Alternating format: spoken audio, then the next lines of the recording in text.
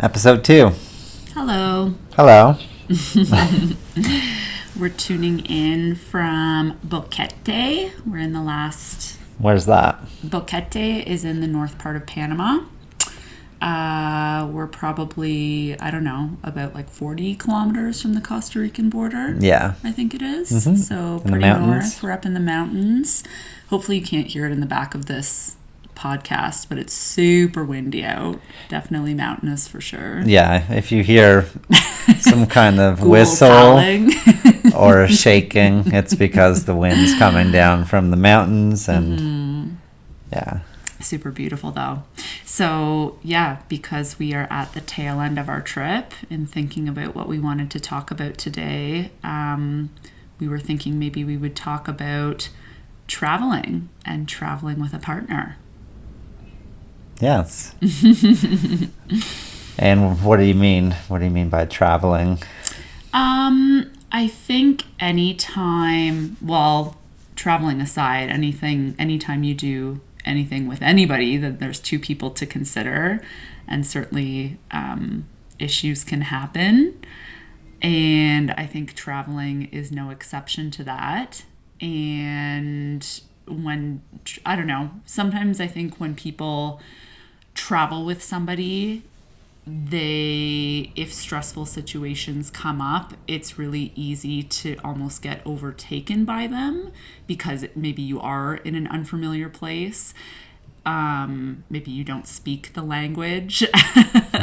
Maybe something gets stolen. Like there's just so many variables when you're traveling, and all those would be like unfortunate things if they were to happen at home. But there's just something about traveling and being in a place that you don't know or a language that you don't speak. When those things happen, it can seem like way more exponential, yeah. Way more catastrophic than it would at home.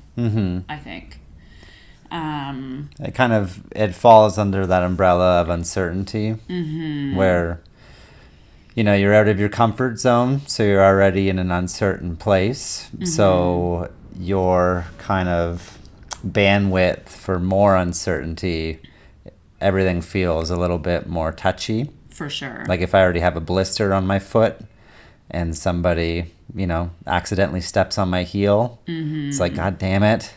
But if my foot's totally fine and someone steps on my foot, it's like totally fine. But if you're already facing a little bit of uncertainty, and maybe that's not your wheelhouse, which a lot of people it's not, anything that happens, whether that's like, do I take a taxi or do I take an Uber? And then you get in a fight with your partner to try to get some kind of certainty back by putting blame on them. And then it's like, great, well, there's a whole day wasted. Now, what happens if you decide to take a tuk-tuk? Tuk-tuk. And you put your big suitcases on the back of some moped. I will, and we've been fortunate, we've been very blessed to be able to do some pretty incredible trips together. And I think we wanted to talk about this because we've certainly dealt with some of this, and we've learned how to, it's never perfect, but we've learned how to work through some of this on some of the big trips that we've done. But I remember when we were flying from Bali to Cambodia, we had a layover in Kuala Lumpur for, I think it was like 6 hours. In the middle of the night, we took a red eye and we semi-slept on the floor of the airport in Kuala Lumpur before heading to before heading to Cambodia, sorry. And so we got to this new place. We had never been there before. We certainly didn't speak the language. And outside of the airport, there was just a series of tuk-tuks. Which is? A tuk-tuk, it's basically like they're small sort of... It's a wagon. It's essentially a wagon. It's a scooter, moped, towing a wagon. Correct. And the wagon kind of like seats 2, maybe 4. So like we had 2 big suitcases and the 2 of us, and then just some guy. 2 big backpacks, actually. Yeah, some guy up front. Yeah, so we arrive at 6 o'clock in the morning, 6:30 in the morning after an overnight flight. We don't speak the language. All I had was a screenshot on my phone of the hostel that we were staying at. So you sort of just show the tuk-tuk driver the picture and hope that he knows where that is and where to go.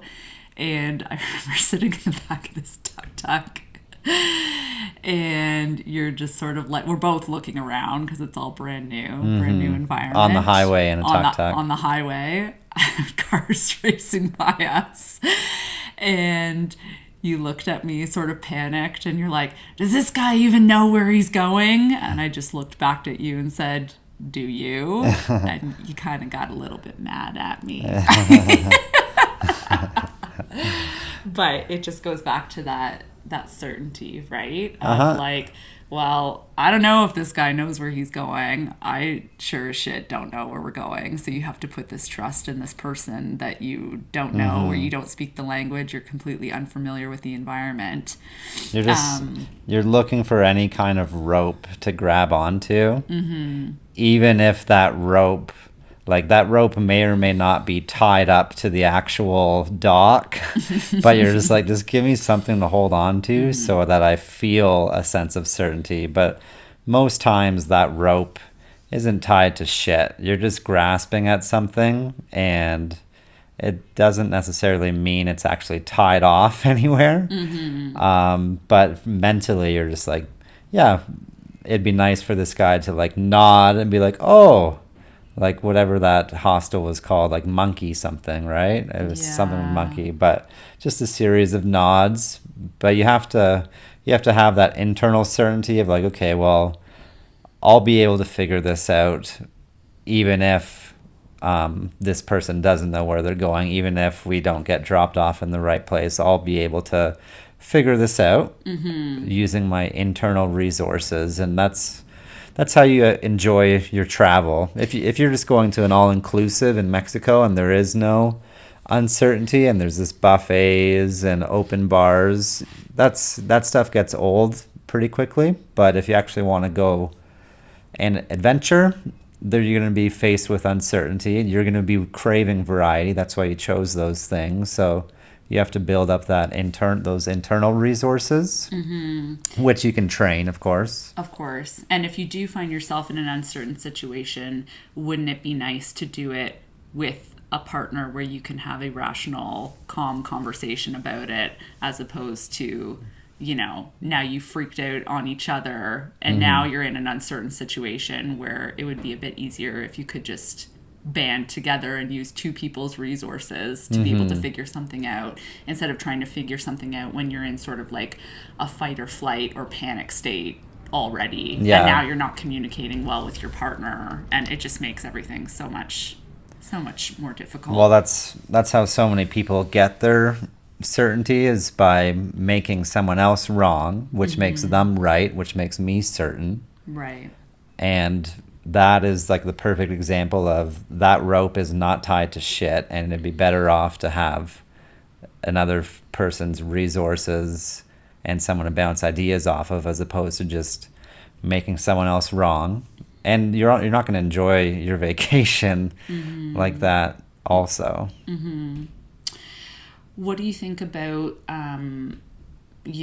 obviously to be able to travel is a gift, being able to take time off work, being able to have the financial resources to be able to do so, being able to be healthy enough to be able to get on an airplane and travel around the world.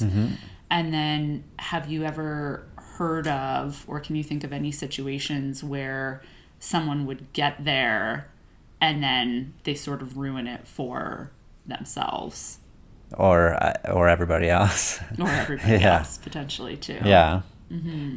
Well, there's like that classic example of like couples fighting on vacation. I think everybody knows, we've all done that. We've done it for sure too. Oh, of course. But if it's like a chronic thing where it's like anytime you're about to go on like this grass is greener vacation, like you've planned for it, you have something to look forward to, it's going to be so great, and then when you get there, you do everything possible to make sure you don't enjoy it. Not on purpose, of course, but subconsciously. Yeah, it's on purpose, like subconsciously, where it's like, while you're doing these actions and behaviors to pretty much take away the risk of being happy, which is what people do in their regular life. But when you're on vacation, it's even like more pronounced, because it's like, well, what's stopping you from being happy now? Well, if I make problems, then that's the only way I can stop myself from being happy. So it does that. And it also kind of fulfills some human needs, which it's like gives you some variety. You get to like fight with your partner, then make up, like all that kind of stupid disempowering actions. Well, what happens if you have put all this emphasis on like, I'm just working for this vacation, I've just got to get through this month, or I've got to get through these few months, and I've just got to save this much money, and I just have to do this, and I just have to do that, and then when I get there, everything will be better. And then you get there and you realize that you still feel exactly the same. Yeah, the problem with vacations is that your brain also goes with you. Right.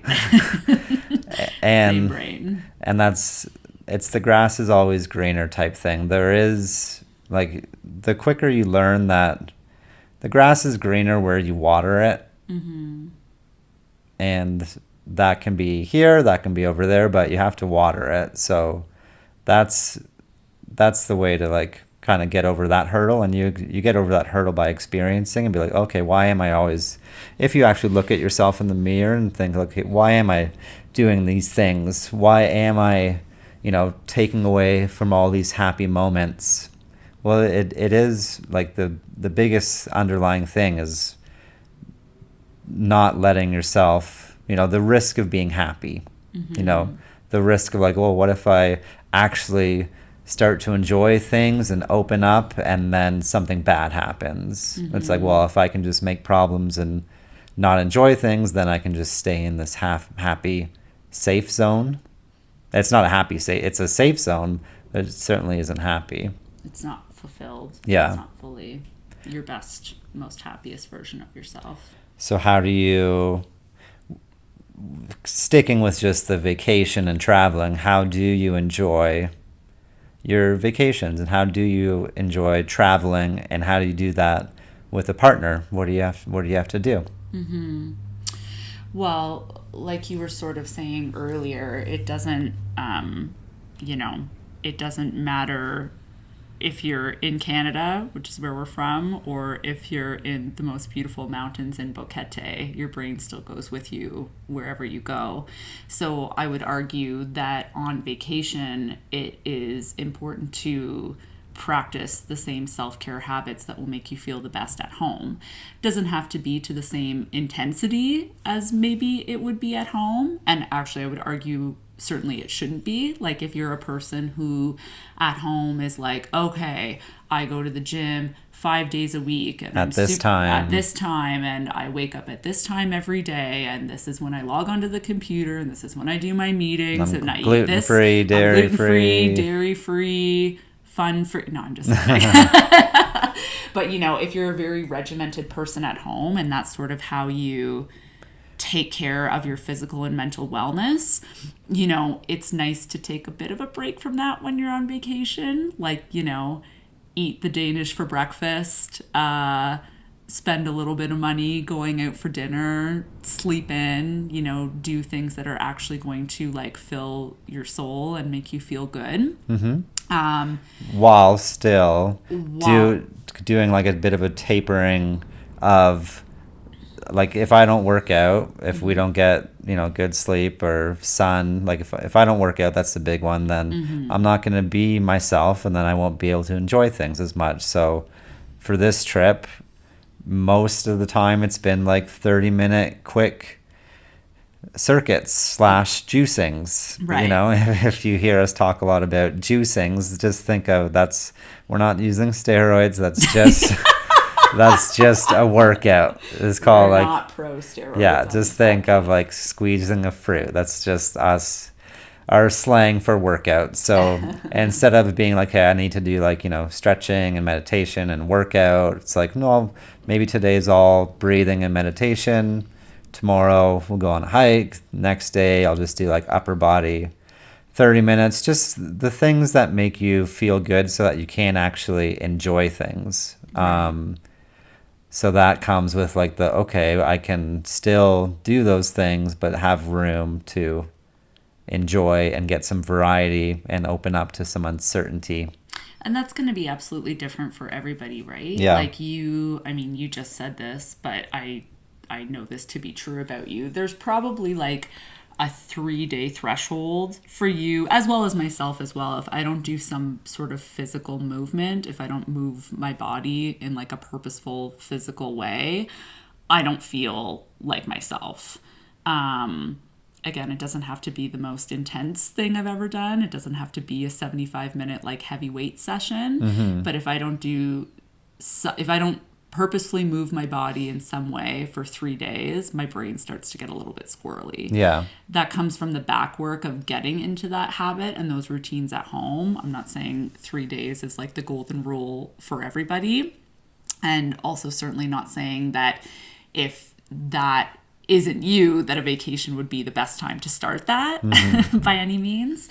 But it is to say that, yeah, the healthy habits that you want to develop or are trying to develop or have developed at home will probably also translate to vacation in some way. If you don't water the grass at home. Yeah, you're not going to be starting in Punta Cana. Yeah, don't expect that Boqueta is going to have nice green grass. It will as far as the landscape, but yeah, like don't expect some new thing to solve your problems or to make you happy. Right.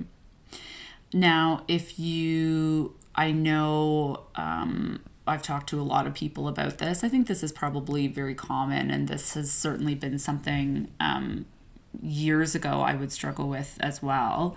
But, you've got a big vacation coming up. It's coming up in 2 months. So it's like, all right, I'm hitting the gym. How do I get abs over the next 8 weeks? How do I get beach body ready? And then whether you do or you don't, maybe you do because it is a big motivator to go to the beach and be on vacation with your friends and family and things like that. Maybe you do, make some progress because you've got this big sort of like treat at the end of it to look forward to, or this big reward. Then you get there and you absolutely gorge yourself for 7 days and you feel terrible on the flight home. Well, within 2 days, it feels like all that progress is gone. Like right. it's not a fair game. The body, we've talked about it so much. Like it's not fair. It's like Vegas. No, it's not fair. The house always wins. And it's like if I do my best for like 3 months and then I go off the rails for like 2 days, it's like, oh God, I've lost so much. So say that does happen where you've made this amazing progress over 2 months, you go on vacation, you spend 7 days gorging at an all-inclusive, it was great, you enjoyed yourself, you got your money's worth in food and liquor for sure, you come back and you feel like, I need a fucking vacation from my vacation. I need to take that first Monday back from work because I just feel bloated. I've got cankles. You have nothing to look forward to anymore. And now that I have, I've reached that goal, that whole reason that I started working out or making those physical changes in the first place, I've just fallen off the wagon. And now I'm just not going to work out at all. Until something else pops until up. I have another big motivator to look forward to. So I guess the question is, how are there simple, certainly not simple, but what can you do when you get back from vacation to avoid that happening? We've sort of talked about how it's important to sort of, make those habits sustainable before you even get to the vacation, and then making some strides towards bucketing water out of the ship a little bit while you're on vacation. But then when you get home, how can you stay motivated, or what sort of things or what sort of habits can you instill to stay motivated when you get back? Well, I mean, we're kind of a good example because we'll be getting back to Canada, Ontario, in the middle of February. So we Don't remind me. so it's like, okay, well, we're lucky enough to have like a week-long trip again in like April. End of April, start of That May. we'll, be able to look forward to. But if you didn't have that, you're like, okay, well, I guess the next big thing is summer. I can just hide away and be terrible and for a few months, or you could actually bring the ship back to harbor. It's taken on water. There's barnacles all over it. Your crew has scurvy. And you're just like, okay, we're back at harbor. Sometimes the best thing to do is just not make things worse. So, like, when you get back into the country, a lot of times people will be like, okay, well, we don't have any food at the house, so we're just going to get, like, fast food and then go to Immediately sleep. ordering a double cheese pizza. Yeah. And, yeah, so, like, I understand. I've done that before, too. But sometimes the best thing to do is just not make things worse. So be like, okay, even though it sucks, we're just going to go to the grocery store and get, like, meals for the next 2 days. Dang. We'll get dinner for tonight and breakfast for tomorrow. And honestly, just that, stopping the negative momentum and just getting back to, like... Let's not call it negative momentum, because being on the trip and enjoying all Yeah, of of it course. is important. But, like, however you want to shift whatever you're trying to accomplish over the next little bit. Just get the ball rolling in the right direction. Right. Yeah. Mm-hmm. So just don't make it worse. Start scraping some barnacles off, as opposed to, like, letting your crew go out and get wasted. I really, when you've used the boat analogy with me, or we've used the boat analogy together many times over the years. Lots And of I boats, think- different I think boat it's analogies. a lot of water analogies we use. But I think it's one that always resonates with me and is really powerful. Maybe you want to explain the boat analogy. Which one? The one I just talked about? Well, if your body, so some people will say your body's a vessel. So literally picture your body to be a ship, I guess. Yeah. And what happens if the boat just always stays at Right. harbor? Gotcha. And what happens if the boat Yeah. goes out to sea? Well, I think the whole point of buying a boat is so... We don't have a boat for reference, yeah. so we might not know what we're talking about. But Obviously, you buy a boat, I would hope, so that you can go out and enjoy it. So that you can go sailing or go out into the water and take it out, enjoy it with your friends. The point is not just to keep the ship at the harbor and be like, oh, that's like the nicest boat I've ever seen. And you never take it out. You never take it out for a spin. It's like, well, what the hell is the point of having, like, doing all the work and the workouts and the good eating and the making your life, what you want, if you never actually take the boat out into the sea, into the bay. It's like, so you have to have a nice balance of, like, yeah, I'm going to take this out. I'm going to have fun on it. I'm not going to stay out there for like 4 months and then bring back like a half-sunk, scurvy-filled crew, just like rusted to shit. It's like, no, like, you want to be able to take it out, come back, do the maintenance, scrape the barnacles, get the gas, wax her up, all that stuff, whatever you do with boats. Boat stuff. Maybe some of our friends that have boats can tell us. I don't have any friends that have boats. They wouldn't We be did. friends. Yeah, we did have a friend. He screwed it up. But that's kind of what it's an analogy for your body. It's like, if you're just gonna have the most perfect eating and workouts and sleep and stuff, like, well, what good? So disciplined. What good is that if you never get any enjoyment out of it? So that's why you have a nice give and take of, like, yeah, I do this so I can enjoy life more. I can be myself in those moments where I can be more present and enjoy and have more to offer, as opposed to just having the nicest boat that you never take out. And sure, you can come on and look at it, but it's never leaving the port. Yeah, I think it's a great analogy for sure. Yeah. So yeah, I know for myself, I've already talked about this, or we've already talked about this over the last couple days, but I've had, I think we've had a pretty incredible vacation that I feel very blessed for. There's been more alcohol consumed than I would normally ever drink at home. There's been a lot of delicious food eaten. There's been some later nights than I would probably have at home. And quite honestly, I'm going back, I hope anyways, to feel like quite refreshed. And this travel has sort of given me some renewed perspective, some like rejuvenation, like a bit of a zest to get out of Canada in the middle of winter. I think I'm going to go back to work, hopefully having some more to give to others. Yeah. You know, at work specifically, I think. But I know that when we get home Wednesday night, if I don't do some of those like smaller habits, even when they're hard, it's going to be real tough for me to go to work 2 days later. Yeah. So personally, some things that I'm planning are, I believe we get home at like 9:00 at night that night.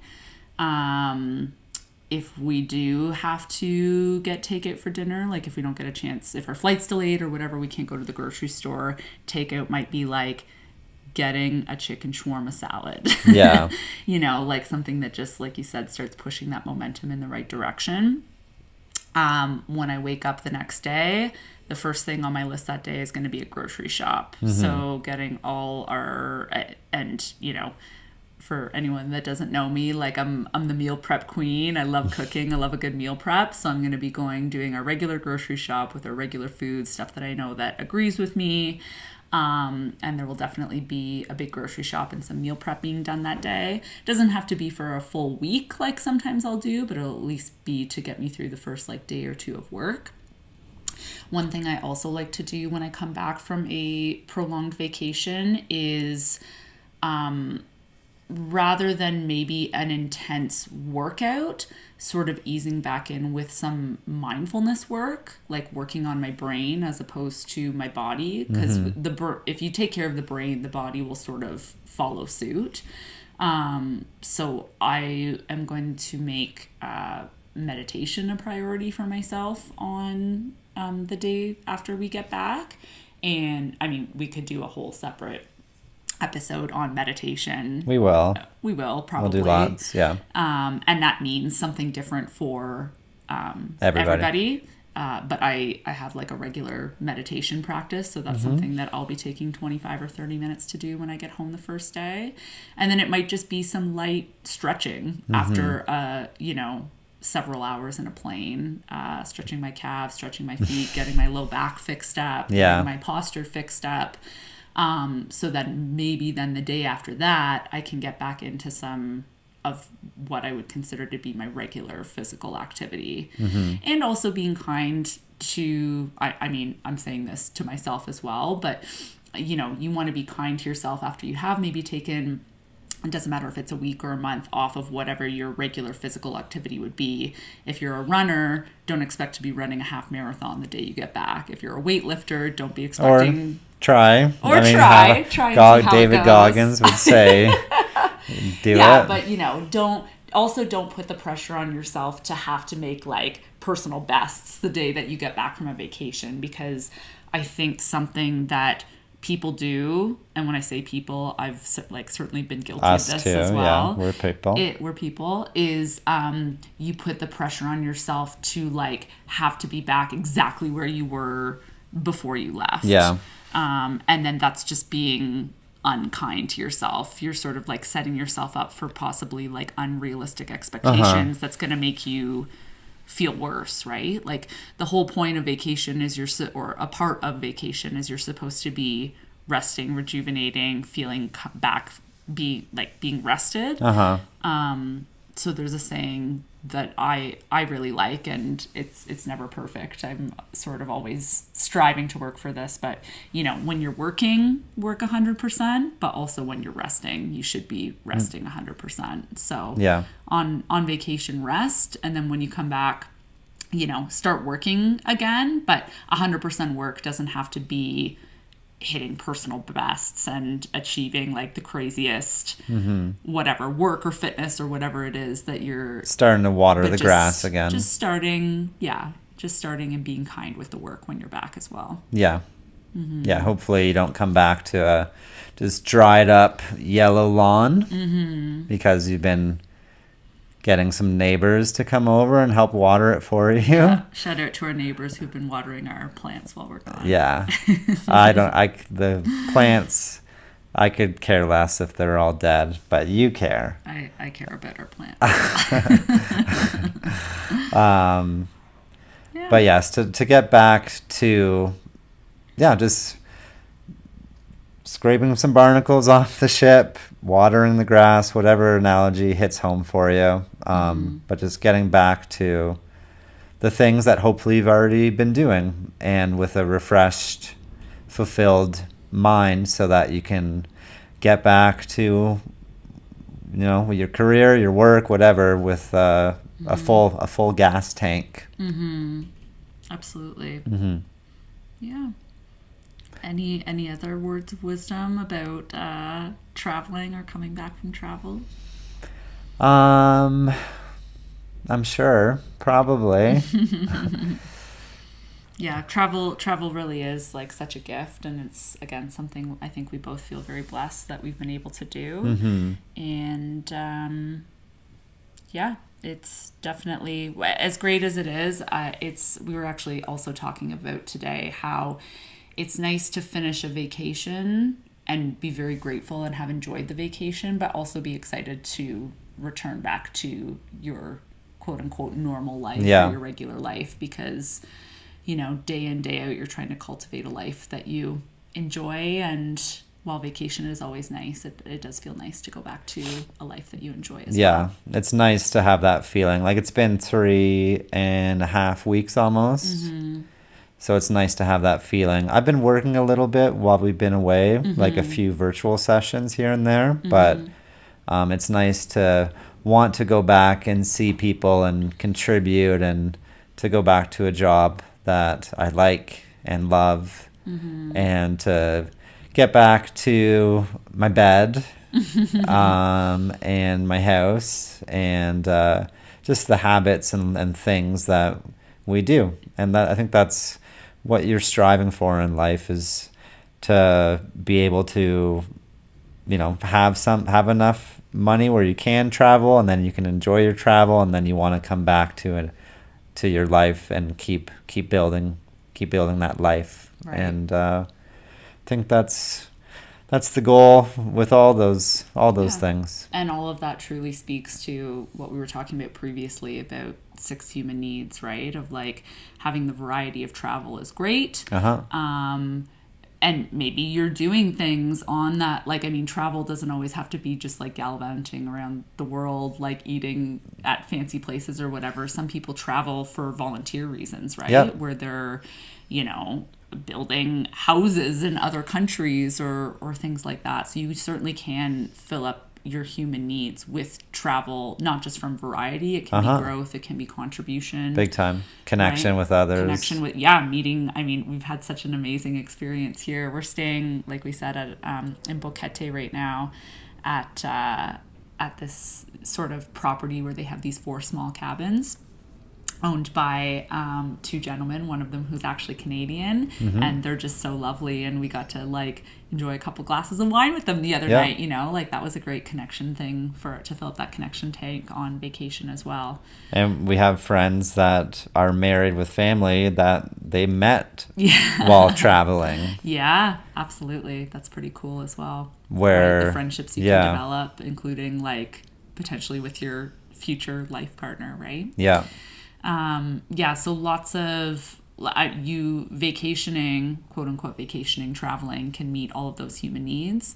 But it's also nice to hopefully get back to a life where you feel like you are still contributing to others in your job, or you feel growth from your career or your family, or, you know, wherever Yeah. you're volunteering, wherever you seek your growth. That's the big one, is if you feel like you're going back to something where there's no growth, you're probably not going to be too motivated or energetic about going back. But if you're going back to any part of your life where it's like, yes, I'm growing in this aspect, that could be any aspect of your life. That doesn't mean only work. But if you have growth in your life that you're going back to, you're probably going to have that mental energy and that mental like freshness, and that tank will most likely be full if you're going back to something where it's like, I'm going to continue to build on this thing, as opposed to I only work so that I can get away from this life. Right. And connections. Like, I miss our families. I miss our friends at home. I miss my partner at work. You know, like, I'll be excited to get back to some connections as well. Yeah. The certainty of, that can be a good certainty, the certainty of like, Certainty oh, of your I know I life. have a home to go back to. Yeah. I mean, that is a gift. A job. Shouldn't be taken for granted. I have Hopefully a car.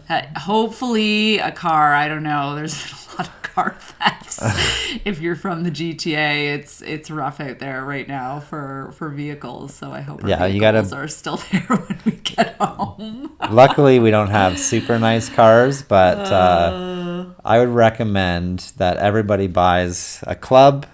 You know, one of those clubs that PSA for this episode goes in the steering wheel, yeah. because that's probably gonna at least deter more people. Be like, oh, that's gonna take me an extra 5 or 10 minutes. I won't steal this one, Right. even though it feels like that club is like from 1992, and it's like you've seen it on those infomercials, but it's popular again. Everything makes a comeback, baby. Yeah. In fashion and car protection devices. Yeah. But yeah, the only I think that's it for me. Yeah. All right. Well, yeah. Okay, well, Those are tips and tricks for traveling with a partner, and also feeling good on vacation, and how to feel good when coming back from vacation as well. Yeah. So things that we've talked about between the two of us, and things that we find useful. Hopefully, maybe you find it useful as well. yeah. And that's it. Okay, bye-bye. Bye-bye.